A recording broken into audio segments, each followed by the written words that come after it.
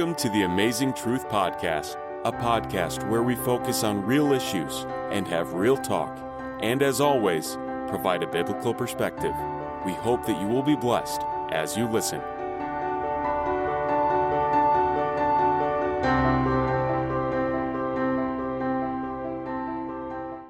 Hello and welcome to the Amazing Truth Podcast. This is the Amazing Truth Minute. The Amazing Truth Podcast. Real issues, real talk. For today, we're going to read a quote from Ann Taylor, a writer. And she says, "Love yourself enough to set boundaries. Your time and energy are precious, and you get to decide how you use them. You teach people how to treat you by deciding what you will and won't accept." And that is the Amazing Truth Minute. This is the Amazing Truth Podcast. The Amazing Truth Podcast. Listen to us on Spotify, Apple Podcast, Google Podcast, and Stitcher. Like us on Facebook at the Amazing Truth Podcast. The Amazing Truth Podcast. Real issues, real talk. All right, Kenan is back. I'm back, Ezra. You're back.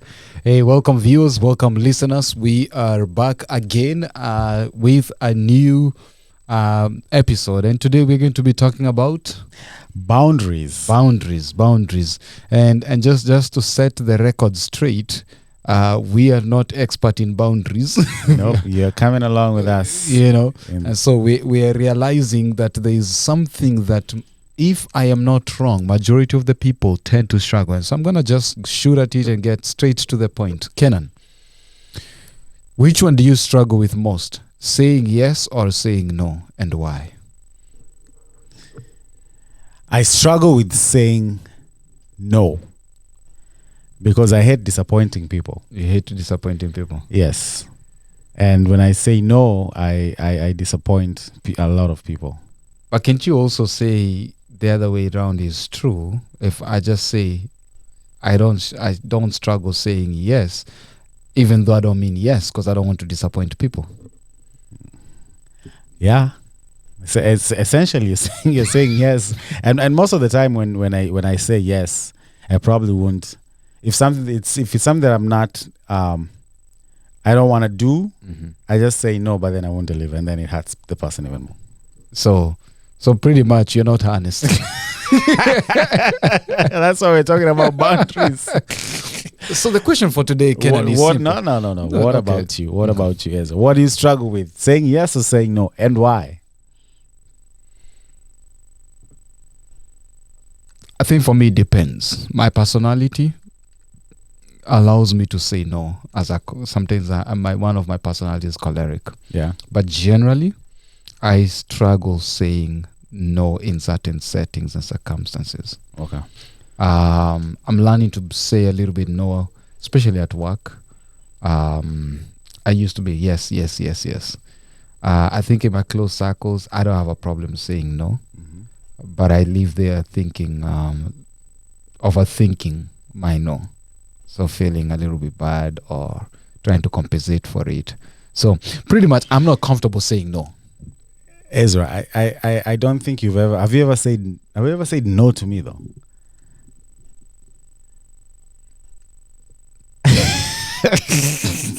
And yeah, he has disappointed me very many times.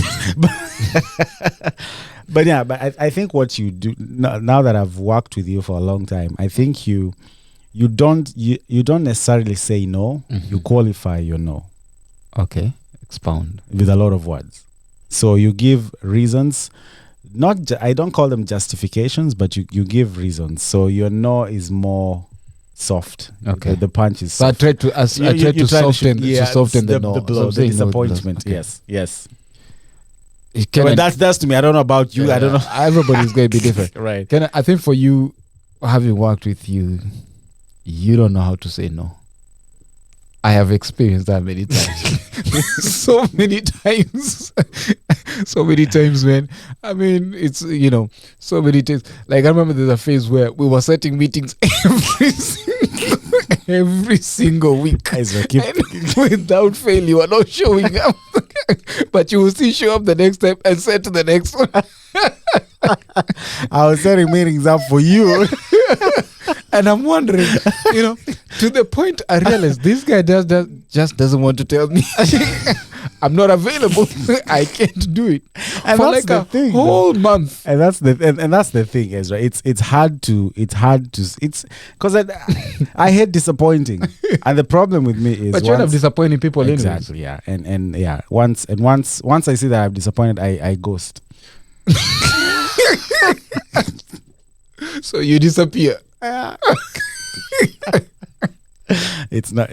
So I apologize. I just want to apologize on behalf of the people who Kenan is ghosting right now. He's probably dealing with the fact that he disappointed. But in all seriousness, why is it so hard for us to say no? Why? Because when a child is born and a child starts speaking, some of the first words they utter is no. Yeah. Is no, especially toddler age. No, mine, no. But then as we get older, it seems as though most people tend to struggle with their no. Mm-hmm. In other words, setting boundaries. Yeah. Why? Yeah. Why? Like I said, for me, it's hard to and being philosophical. If you've grown in a place, if you've grown in a family or a setting where you've always said yes, and it's easier for you to say yes. So that's why it's hard. So you're not taught that you can say no by setting by saying no. You're setting a boundary. So if you have not been taught that at a young age, from the foundations, it's hard to say. It's hard to say no. At least for me. So do you think when you're growing up in stages of growth, when we are told respect, yeah, are we ever told that part of respect is saying no? No. Children, obey your parents. Yeah.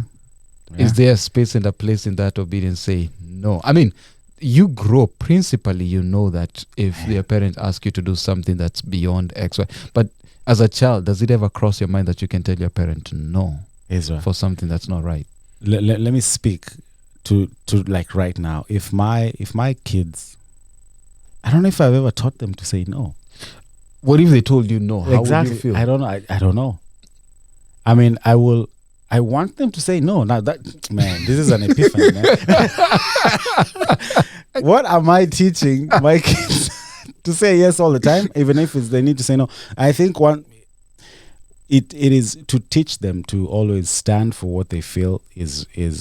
And okay, let me bring it back to myself. If I was taught to stand for what I know is my stance and be comfortable with it, then I would have, I think, my boundaries and saying no and speaking from my heart would have been easier. So I'm thinking right now, if I tell my kids to do something and deep down they really don't want to do it, I still expect them to do it, and that's terrible, man. There you go. Right. So your child is growing up thinking that there is no option of no, well, especially when it comes to my parents.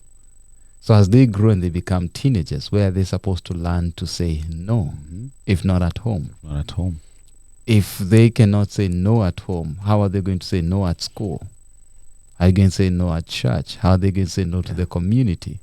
And so we have a bunch of people walking out there, living their life with no boundaries, doing jobs that they don't like, they don't want to do, putting their health in jeopardy because they're overworking and burnout because they cannot say no, picking extra responsibilities because they cannot say no.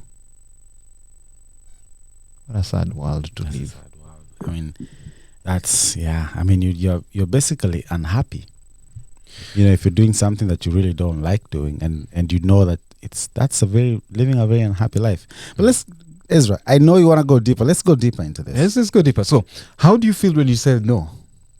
I feel disappointed. I feel I like to help.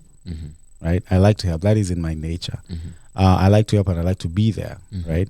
So saying no goes against what I feel my personality is of being help, But isn't that even faulty?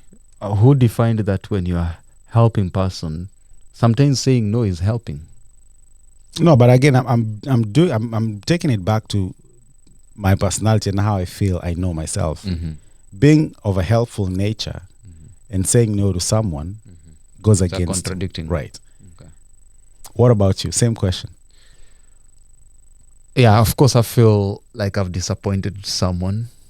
I feel, what if I'm the only person who was there to help them and they cannot really get that help? Then I feel guilty. Yeah.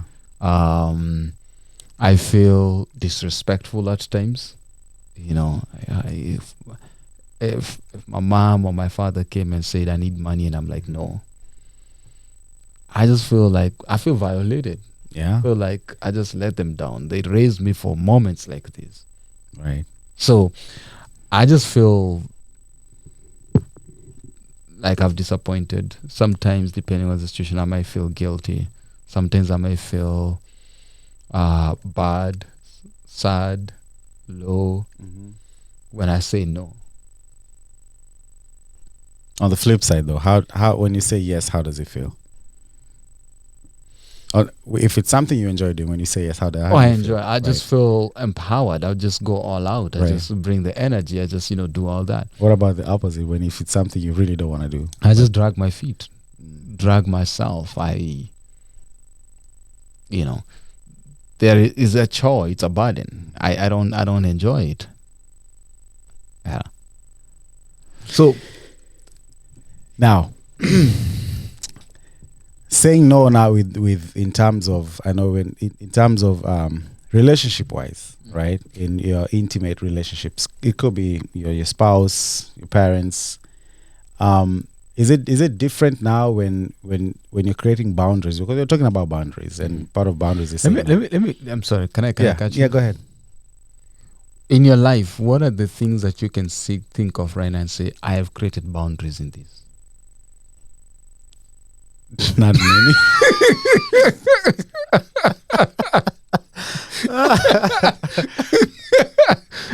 Not many. That's terrible, Ezra. But I think let me play safe to start. Okay. I'll play safe to start. I think in terms of raising my kids. Mm-hmm. Or my family, right? Let me just not kids, just the family. Mm-hmm. I think there's boundaries I've put to protect them in terms of maybe places I don't want to go, or people I don't want to see, or maybe some associations. There's boundaries you put there. Okay. I'll play safe, but I know we'll go deeper. What about you? In life, what are some of the places that you've created boundaries, healthy boundaries? Yeah, healthy boundaries. Yeah. I think it's similar. Like you, they are perhaps relationships that I've suffered with. Yeah. Friendships that I've toned down. Man.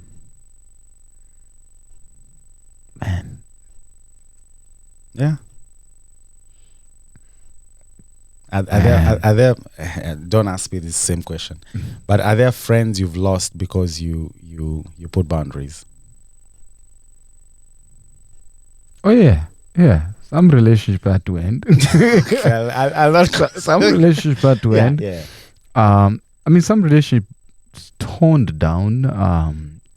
In a nice way. It wasn't, some relationships just fall apart. You grow apart because people have different interests to develop. So it's not even anything to do with boundaries. It's just your interest, your areas of hanging out, the things that you're doing. But I think there are some places where some relationships where I had to put my foot down and say no. Seems like I'm just here as you show up when you want, or sometimes you for example, there's a relationship I was in, and I felt like I don't know what I am in this relationship. You know, what is my role in this relationship? And so, depending on certain moments, you know, and sometimes I felt used. Right. You know, and those relationships I had to put my foot down. And sometimes the person will realize, hey, Ezra's kind of pulling us out and kind of doing this. And then they will come with something else and throw at me, and I will come full swing again round, and then I will be in there. And then all of a sudden they be like, then now that everything has cooled down, then we go back to the same story. We go the same, you know. So I know of one or two relationships where I just had to put my foot down and say, you know what? Nope. I know one where I had to change my phone. I know one where I had to just create that distance and say, let it be. Yeah. Isn't it peaceful though? It's kind of. It was painful then. It's painful, yeah. It was painful. But it was painful then, but it's peaceful eventually over a period of time. So, yeah, generally creating boundaries, man. I think in my role, some of my jobs that I do, I am learning to say no. Today I'm not going to go out there. I'm not going to do that because I just want to be in. I just want my time. Yeah. We just concluded Youth Week of Prayer, and the topic was love is a verb. And I know you spoke to young people, a lot of young people, and the program was good. And some of the things they talked about was setting boundaries in terms of lust and infatuation and all that stuff. What are some of the things you picked? I'm not going to ask you personally, but what are some of the things you picked from that in terms of setting boundaries in love and lust and all that? I think that's a good question. Can we come back to that? Yeah. Can we come back to that? Let me go, maybe these questions will lead to somewhere in that direction. But let me ask. We've talked about you saying no. How does it feel when people say no to you?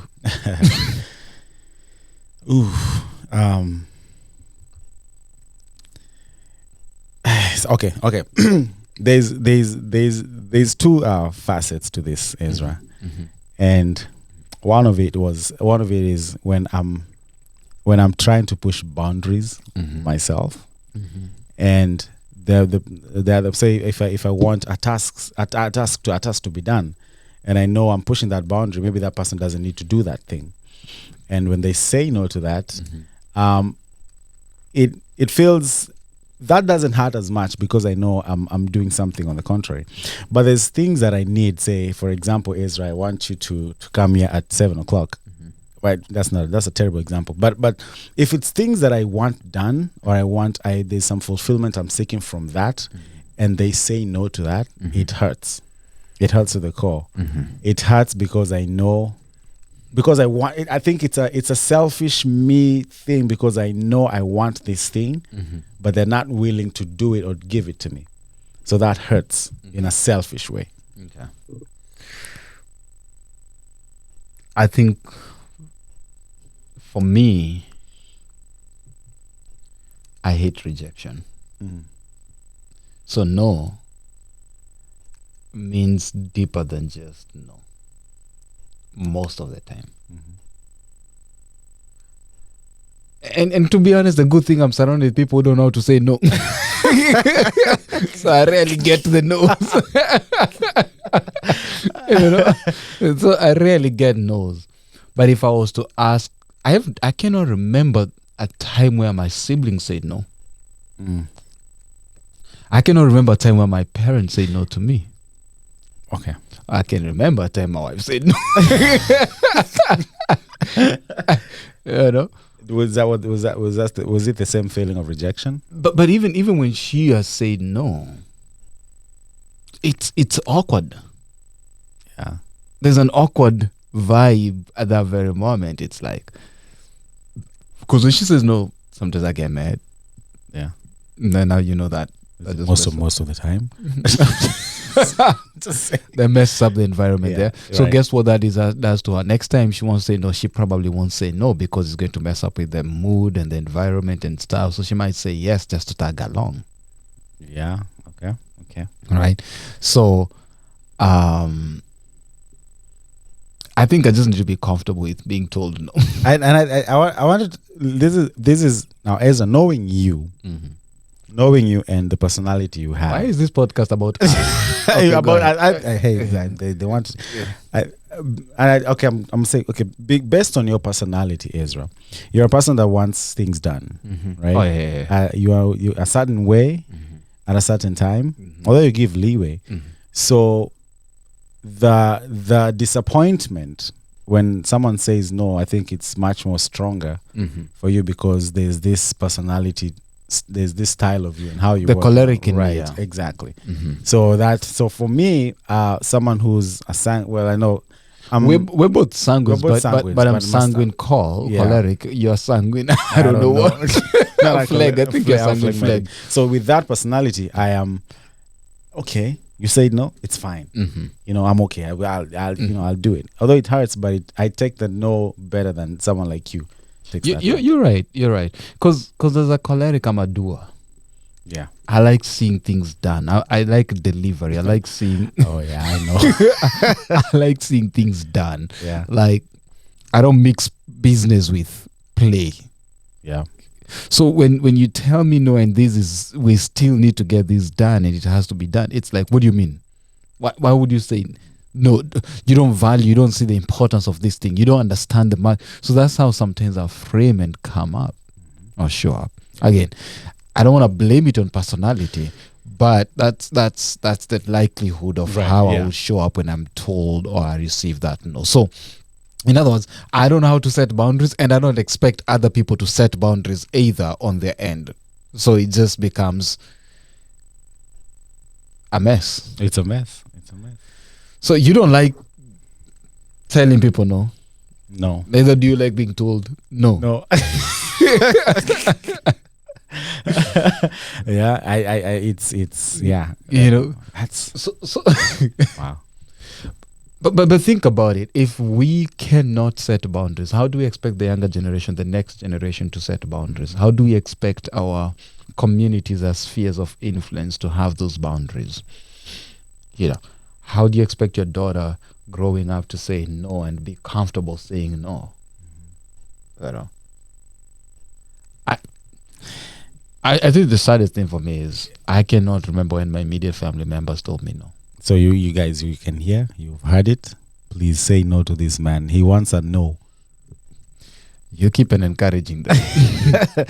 No, but I think the reason we're talking about. I mean, we're talking about this, and again, like we said, you're coming with us on this discovery of ourselves, discovery of these topics, and I think have you if you can recall, are there places or have you landed in trouble because you did not set healthy boundaries? Oh yeah, man. Heartbroken, almost in jail. 'Cause people going out to party and I don't want to go, but I'll say I don't want to disappoint my friends. I'll be out there. There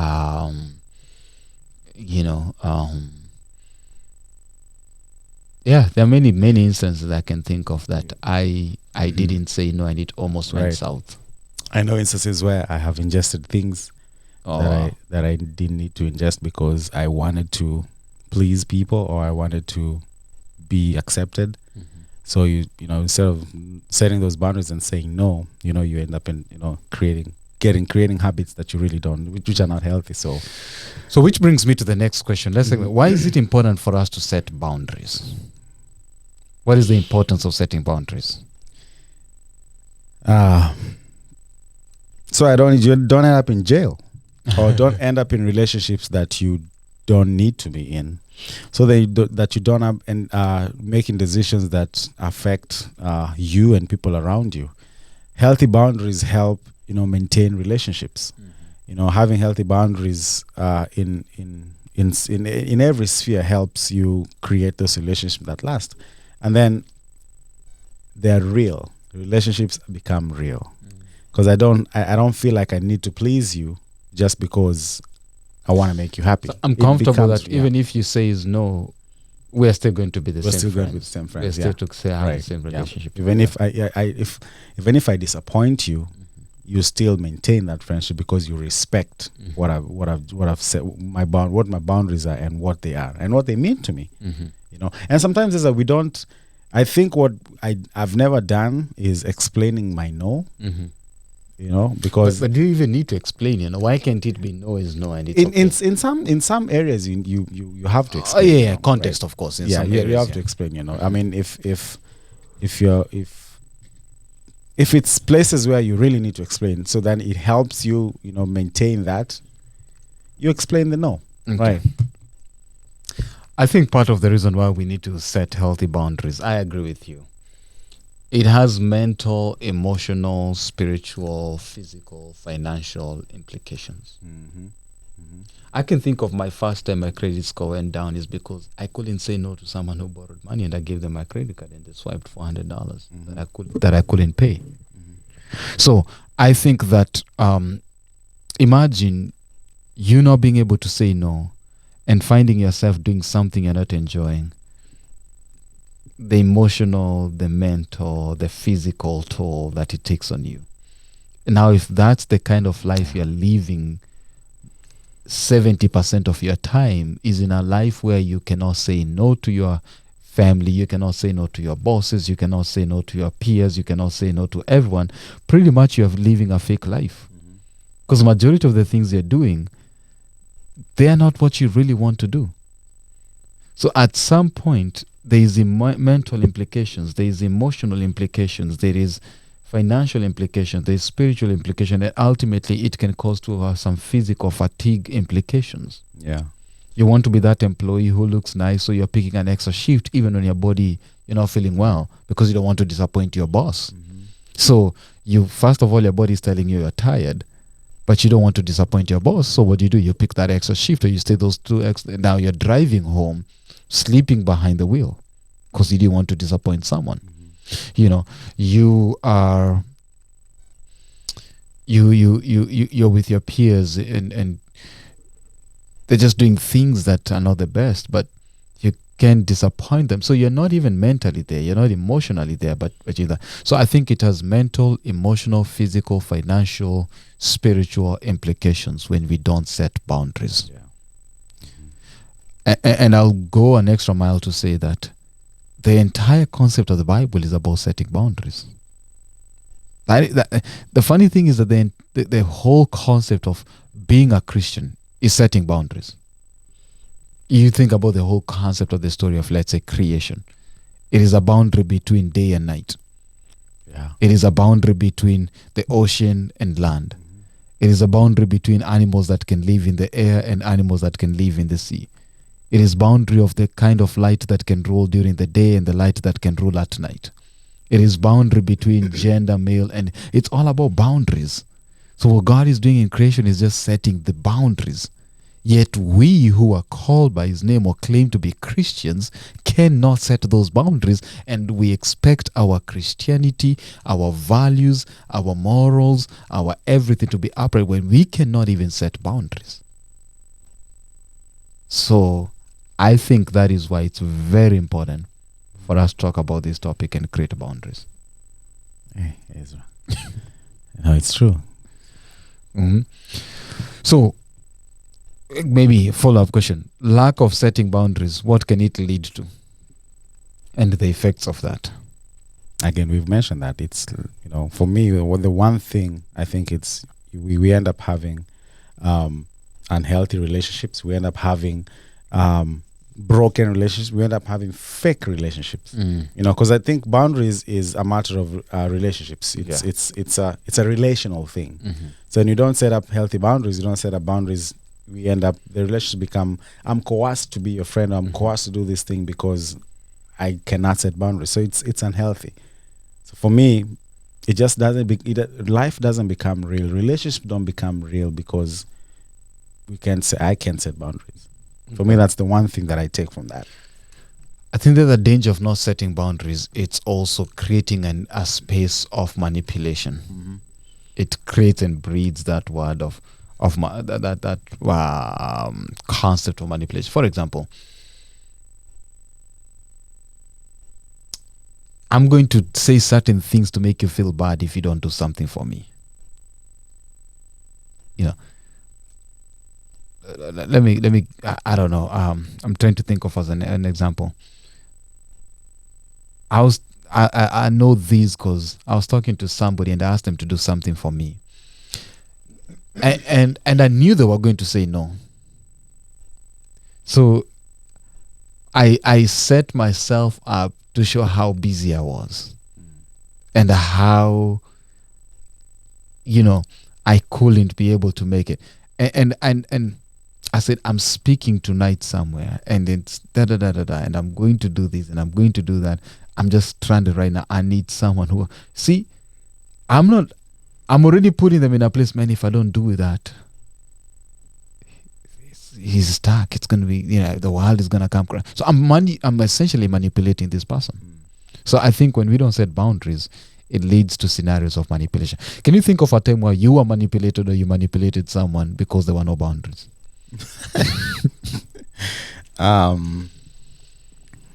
Even your kids. Yeah, I was gonna say that. Man, I don't know. I think there's a lot of examples. Pick one. But I think I have said maybe there's a task that I wanted done, right? I think boundaries. Before I answer that, I think boundaries is borderline. Is it borderline? It's lying truthfully. Well, not lying truthfully, but it's lying. It's telling a lie. So I wanted. There was something that would needed to be done, and I knew how to do it, and I was the only one that knew how to do it. But then I lied, saying I couldn't do it. But because I knew I could manipulate that other person to do it, they ended up doing it, and they took extra days doing it. Mm-hmm. And honestly, that one I felt bad about that. You should have. So yeah, I think again, boundaries and unhealthy boundaries. I think you mentioned a very strong one there: manipulation. We end up manipulating the other party.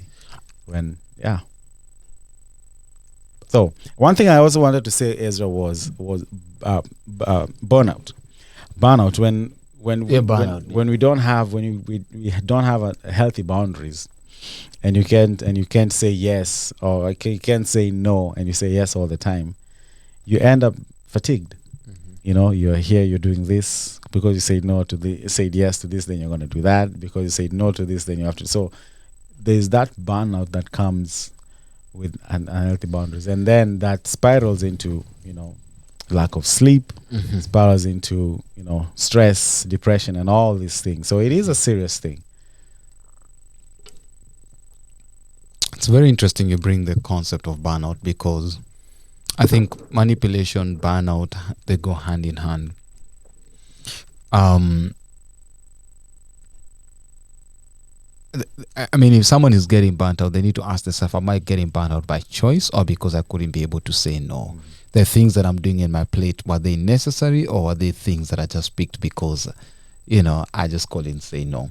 Going back to the concept of manipulation, I've seen people, we were raised pretty much to some extent through manipulation. Tell me more. You think about it. You always hear parents will say things like, if you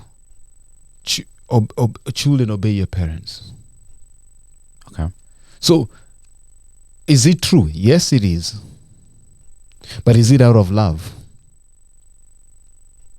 Or am I saying that because the Bible says that, so I'm going to feel guilty because I didn't do what the Bible says, so therefore I am needed? Am I doing it because I love you, or because you said the Bible said so? Yeah. Right? Or people will say that, but they will never say, children, obey your parents in the Lord. They don't say the in the Lord part. So they use that to guilt trip. They use that to make you feel ashamed, to make you feel like a bad person. So you grow up obeying, and rightly so, and you need to, but not because of the relationship that you have or you want, but because you don't want to disappoint the person. Yeah. And so for me, I know if I throw that at you, even if you didn't want to do something, you're going to, you value this. So what am I going to do? Every time I come, but God says. God said, I use that a lot. You see? True. So that's manipulation. Even though it's biblical, it's manipulation.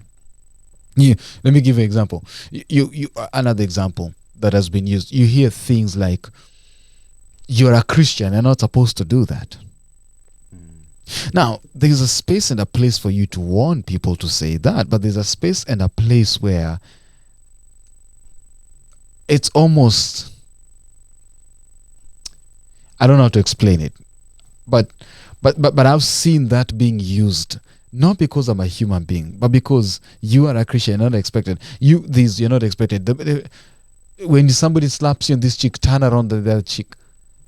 You gotta set boundaries. You'll be slapped the entire day. What does that even text really mean in that? Right? Because again, are those good things? They are good things. Can they be used in a way that I use them to get what I want? Yes, I can. I can use the Bible to get whatever I want to get away with.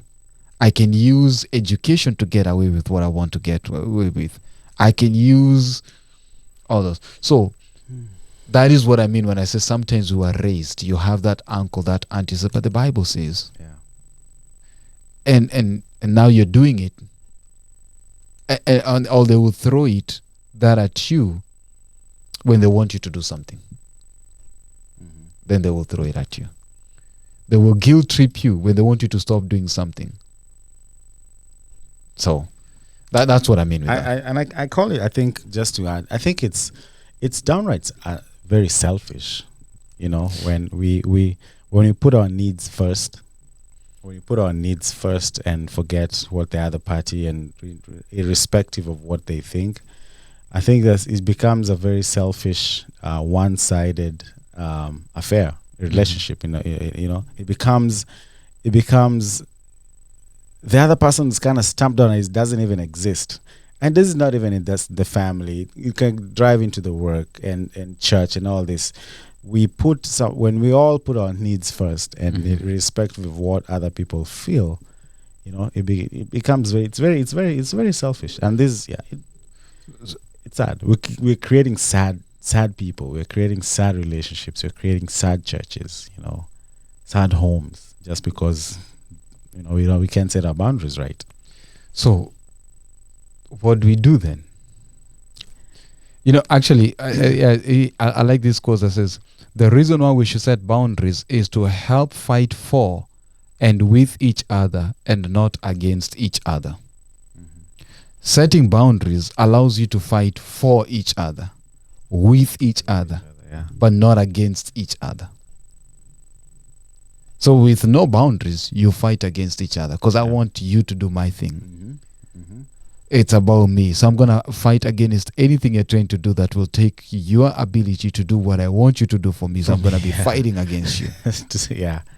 I can have you for myself. Exactly. Yeah. That's interesting. When you say I can have you for myself, can I? So then that comes to the point of love, infatuation, and lust. Do we love one another, or do we infatuate one another? We have infatuation or have lust one another. Like it's about I want to have you. It's that satisfying that immediate need, not thinking about that long term. About the person. About the person and what you just want. I want Ezra to fix this camera. And for me, like it comes to me, I want him to fix this camera, and once it's done, the camera is good. I don't really care what pain it took him to fix that camera, what needs he put aside to fix that. So it becomes a very me. So if we don't, let me ask you this, Ken. Is it possible for you to say, I want to have children so that I can also look nice and walk nice? And so are we saying that's not even having, how do you categorize that in context of the conversation you're having? That I want to have children because of me. Yeah, I mean, they're not they're not my children. Okay, but they are. They are, but they're not. I'm not responsible. You have to be politically correct. All right, they are my children, yes, but although I was responsible physically to create those children, they're not my children. So when I say so that I can look good, it takes away from the fact that why you're not molding them to be the best version of yes, themselves. you're doing it just so you can look good. Or even if you're molding them to be Right. successful as teachers, lawyers, so that you can look like a good parent. So that you can look like you did your job right. Yes. So that you can look. So even when it's hurting their emotions, hurting their feelings, even when it's beyond their abilities, beyond the interest of what they love, you will manipulate, massage, guide, nurture them as per your will. Right. And even not even going back to, I want to have kids because because the society wants me to have kids, expects me to have kids, so I want to have kids. Just even the fact of doing that, and then going to the fact I want my kids to be nurses or lawyers or this.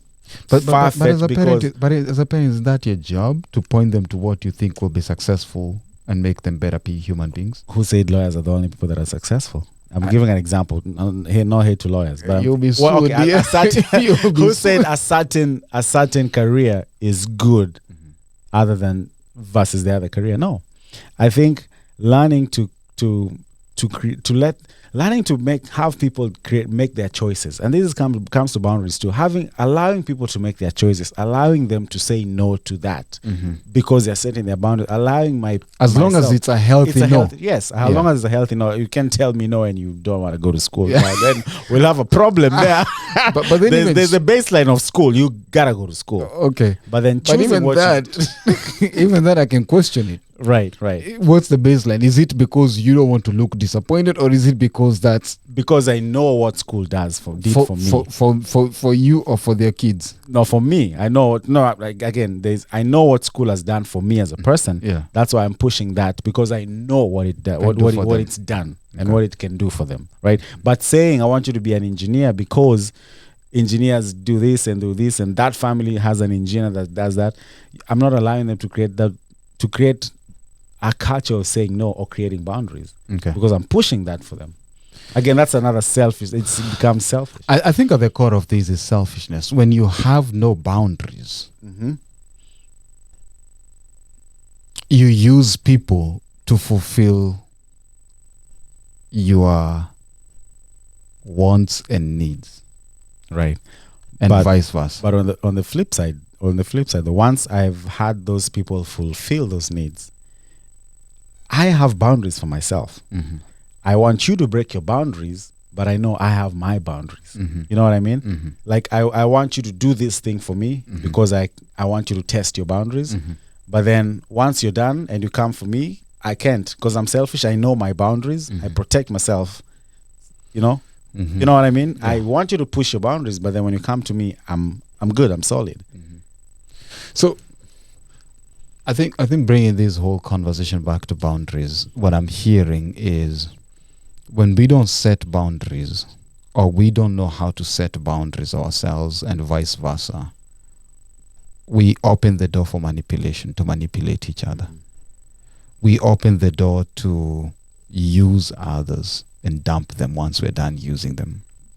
We open the door for not wanting the best for the other person, or even if we look like we want the best for the other person, we're doing it at the core of it is because I will benefit somehow. It still comes back to me. So it is important for you and I to look and ask, why is this person doing this? Why am I doing this?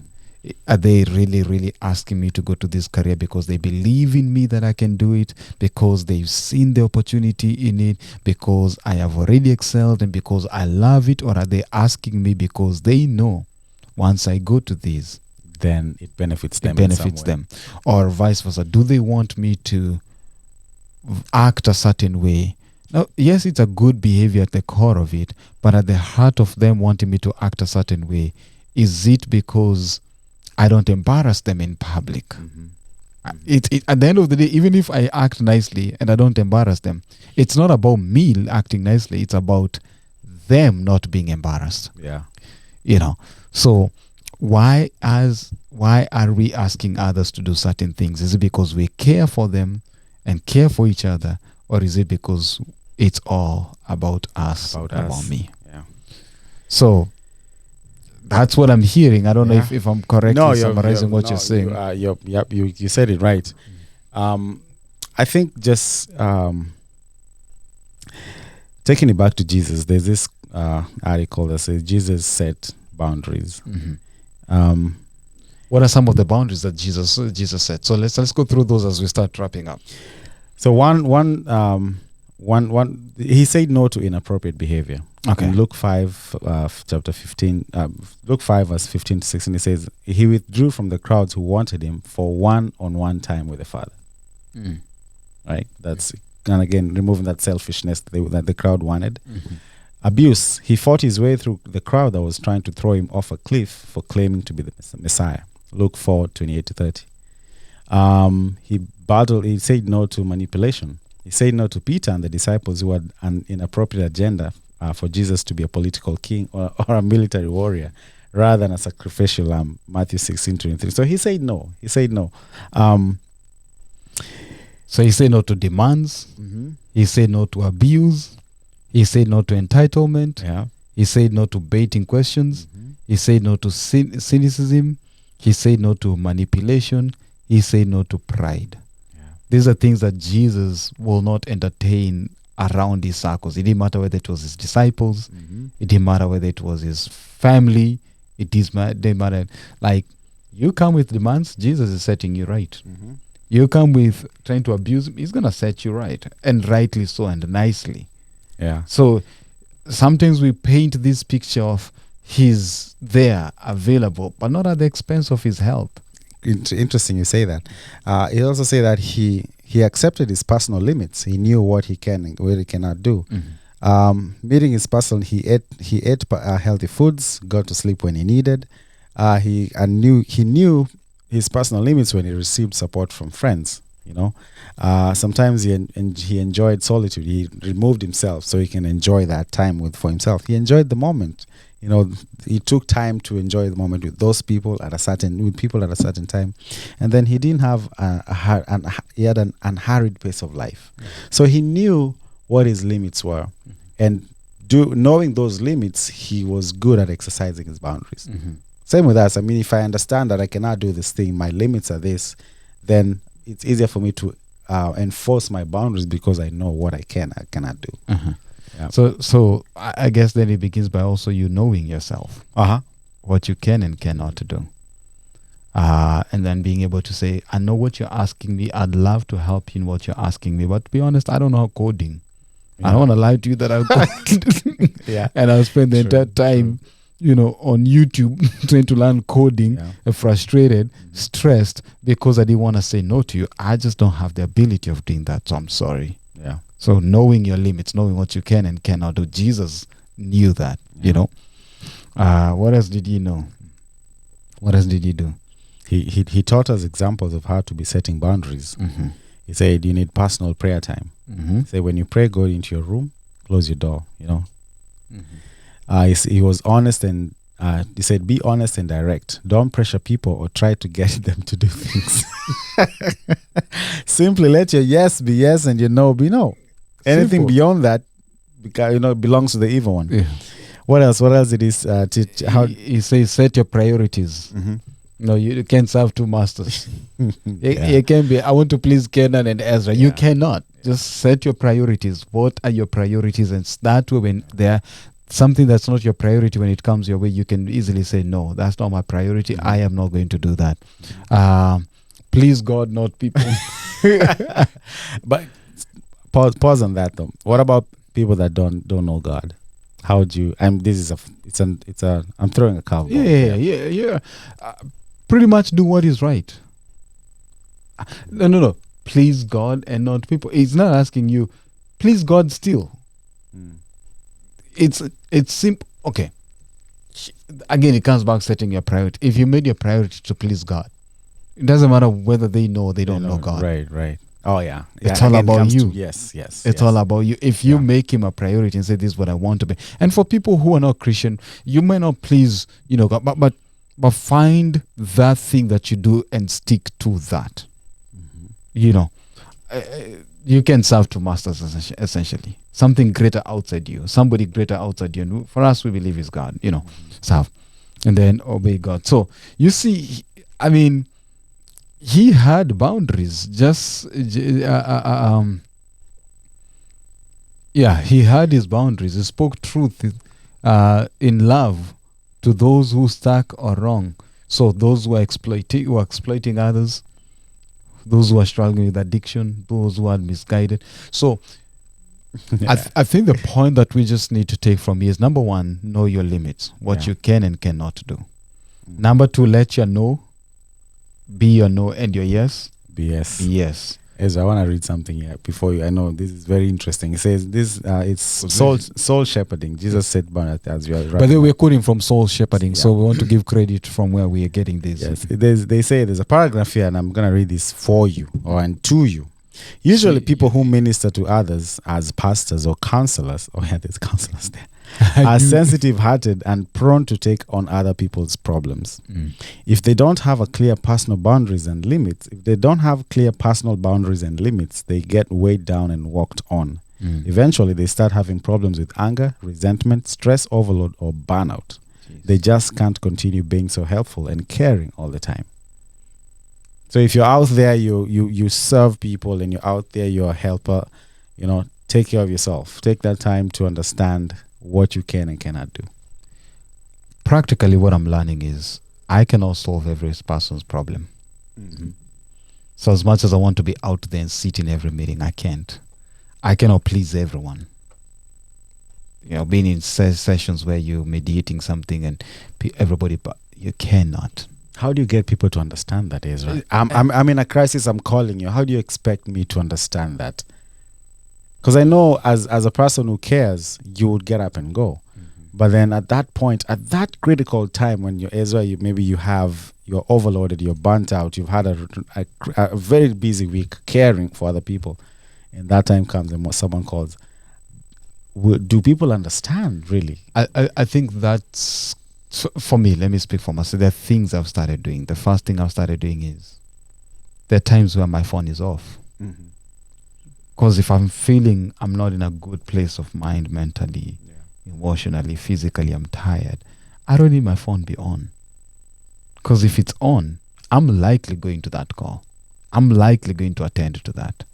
I'm likely going to be part of that problem solving, which I'm not in my right state of mind of being. So there are times I've learned to just, how am I feeling? Just let it pass. Two, I'm learning to get a space and a place to debrief. I do now seek someone and just sit down and just have sessions, and just twice a month where I just debrief. How am I feeling emotionally? Check in, all that kind of stuff. I'm learning to trust God. That I cannot solve those problems even if I'm not there. God will take care of that situation, right? Because you see what ends up happening at the end of the day, sometimes you'll finish that and still, human beings are human beings. We don't, I myself included, don't know how to be grateful. So I'm still hanging with all these heavy burden and everything. But tomorrow, so I'm just learning that knowing my limits, what I can and cannot do, listen to my body and responding and respecting it. Checking out when I need to check out, and understanding that we'll get to it when the right time comes, and then trusting God that He'll take care of the situation. It's His problem. It's more than myself. So I think that's my way. First of all, is just being able to know where I am and stuff. Right. And I think just to add, I mean, we said boundaries is you, but this is the you in a more healthy, positive way. Putting yourself first, knowing that first of all, your body is a physical thing, and there's fatigue, and there's this, and then there's your brain that takes on all these things. There's burnout, and there's other things that can come, the stress, the depression, and the overload, and all this. Knowing that, putting yourself first in a healthy way, and knowing when to say no and what you can and cannot do. I think we can't stress that enough. Yeah.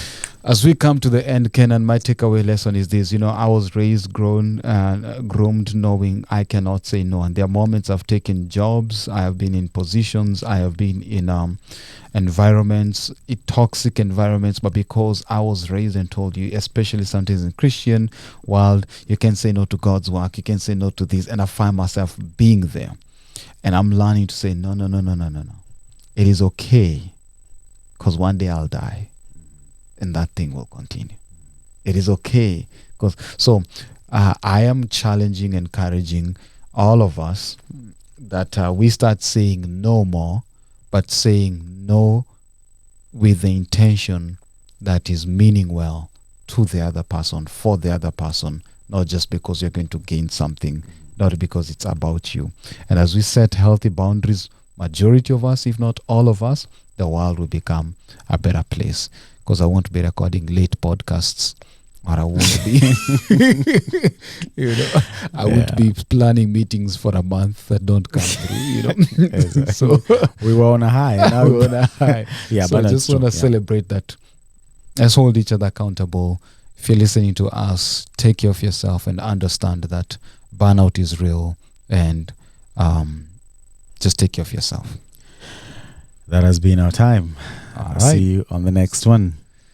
Any parting shots? That's it? No parting We're shots. good? No parting shots. We're good. Okay, so you set boundaries there. That was good. You set boundaries I there. set boundaries. Yeah. I set boundaries. But actually, what is one thing, now that I remember, what is one thing that someone can start doing today that they can live with? That they can live with? Yeah, just start practicing. I think for me, I'll just speak for me. I'll go and do evaluate those relationships or those instances where I've said yes or said no, and my boundaries have been broken, and look at those and maybe go and fix them. Okay. I think again that ties into the difficult conversations and all that. Yeah. That's something. Yeah. I think for me, it will be setting my priorities. Yeah. And focusing on those. In the next 7 days, just sit down and say, what are my priorities? Identifying them and realizing what are the things that are not my priorities that I've taken in that I was unable to say no, and come back and say no to those things. Say no to those things. Say no to those things. Wow. All right. Again, you always finish it. Come on, finish it. There has been our time at Amazing Truth Podcast. Go forth and set boundaries. Go forth and set boundaries. Like, subscribe, and share. That has been our time here at Amazing Truth Podcast. Till next time. Thank you for listening to this episode of the Amazing Truth Podcast. We hope you were blessed as you listened. Don't forget to share, like, and subscribe. God bless you, and see you on the next one.